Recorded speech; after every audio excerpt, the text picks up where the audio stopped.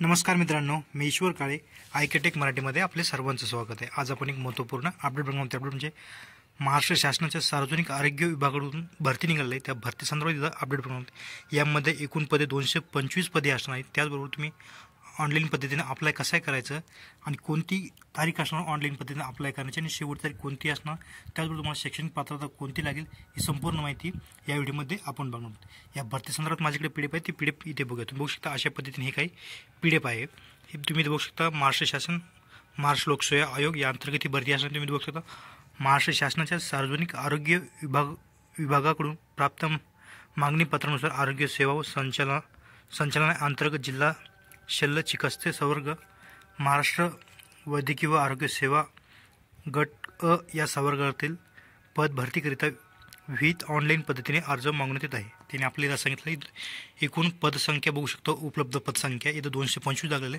भरावाची पदसंख्या सामाजिक समांतर आरक्षण तपशील खालीलप्रमाणे आपल्याला दाखवले। तुम्ही इथं बघू शकता प्रवर्ग इथं बघू शकता तुम्ही इथं एकूण जागा तुम्ही बघू शकता 225 असणार आहे। त्यानंतर सर्वसाधारण महिला खेळाडू अनाथ दिव्यांग या पद्धतीने तुम्ही इथं पदभरती बघू शकता। त्याचबरोबर तुम्ही एकूण 225 पदापैकी 9 पदे दिव्यांगाकरिता आरक्षित, 5 पदे बधिरता ऐकू येण्यातील दुर्बलता करिता आरक्षित आणि 4 पदे अस्थिव्यंगता, मेंदूचा पक्षाघात, कुष्ठरोगमुक्त, शारीरिक वाढ खुटणे, आम्ल हल्लाग्रस्त, स्नायू विकृती करिता आरक्षित आहेत। त्यानंतर तुम्ही खाली आणखी काही महत्त्वाची माहिती बघू शकता।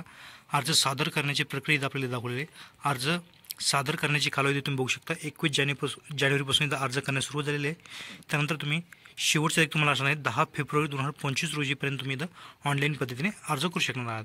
त्यानंतर तुम्ही ऑनलाईन पद्धतीने विविध परीक्षा शुल्क भरण्याची अंतिम तारीख आपल्याला 10 फेब्रुवारी दाखवलेली आहे।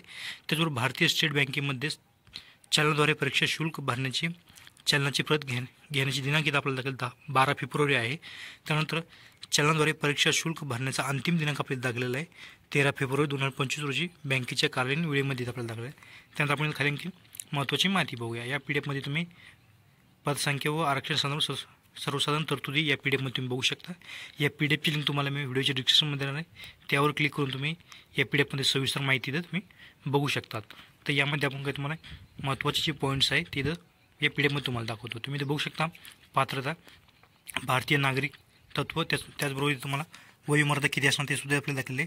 वयोमर्यादा गणण्याचा दिनांक दाखवलेला आहे 1 मे 2025। किमान मागासवर्गीय अधुग यासाठी 19, त्यानंतर राखीव खुला यासाठी 38, मागासवर्गीय अधुग अनाथ 43 वर्ष, प्रावीण्यता प्राप्त खेळाडू यासाठी दाखलेलं आरक्षण राखीव खुलासाठी 43, मागासवर्गीय अधुग अनाथ यासाठी 43, माजी सैनिक आणीबाणी व अल्पसेवा राष्ट्रदृष्टी अधिकारी राखीव खुला, त्याचबरोबर मागासवर्गीय अधुग अनाथ सैनिक सेवेचे कालावधी 3 वर्ष, दिव्यांग उमेदवारासाठी 45 वर्ष असेल आपल्याला दाखले।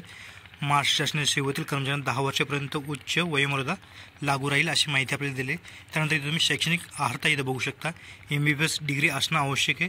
त्याचबरोबर तुम्हाला इथं सांगितलेलं आहे त्याने qualification specified in the first schedule और second schedule the Indian medical council या ॲक्ट अंतर्गत तुमचं 1956 या अंतर्गत एज्युकेशन असणं आवश्यक आहे। त्यानंतर तुम्हाला इथं post graduate degree statutory university in any clinical subject the qualifying the specified the first second schedule the Indian medical council act 1956 और any other qualifying recognise in equivalent there to the medical council या अंतर्गत तुमचं education असणं आवश्यक आहे। त्यानंतर खालील clinic विषयातील पदवी आवश्यक असणे हे तुम्हाला इथं बघू शकता।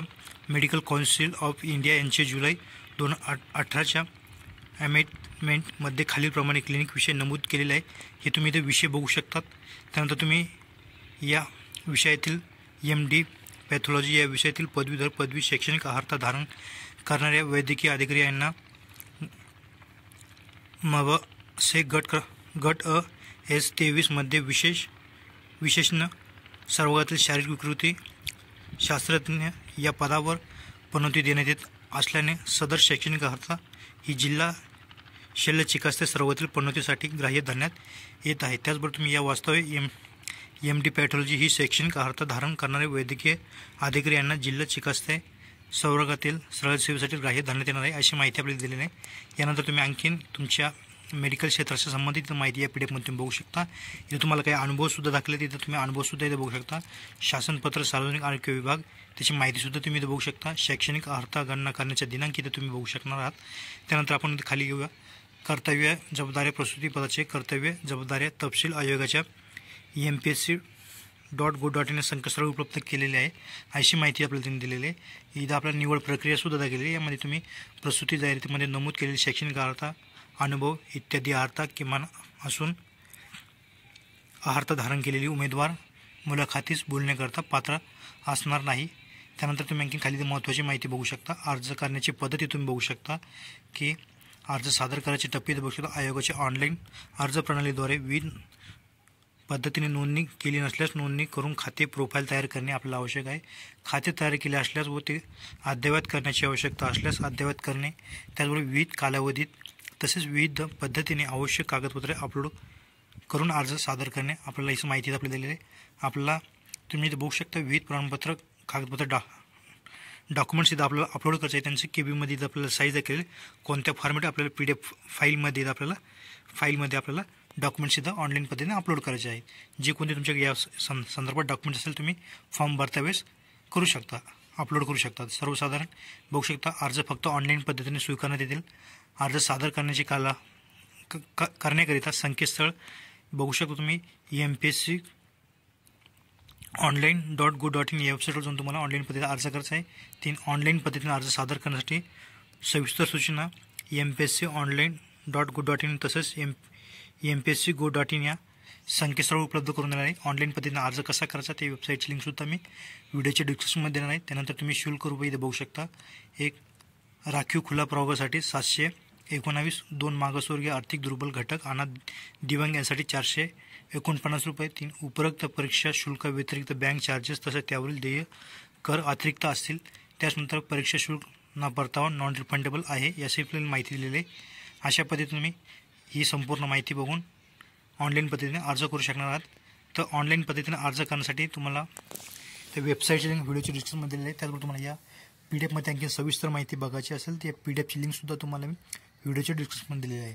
आजचा हा असा महत्त्वपूर्ण व्हिडिओ होता. व्हिडिओ आवडल्यास लाईक करा, कमेंट करा, शेअर करा. असंच आपल्या चॅनलचे नवीन नोटिफिकेशन चॅनलला सबस्क्राईब पण करा. थँक्यू, धन्यवाद. पुन्हा भेटू नवीन अपडेट्ससह.